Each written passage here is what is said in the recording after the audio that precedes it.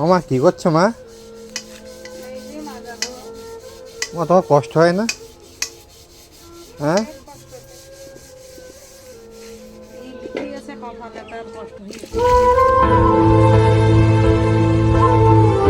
সকাল উঠে তুমি এই থালা বাথর মাজছো, তোমার করে করে অভ্যাস হয়ে গেছে। কিন্তু আজকাল বৌজিরা তো করতে চায় না।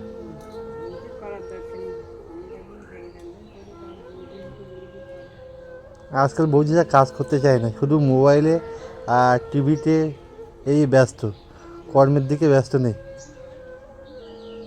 তাই তো তোমরা মা বলো।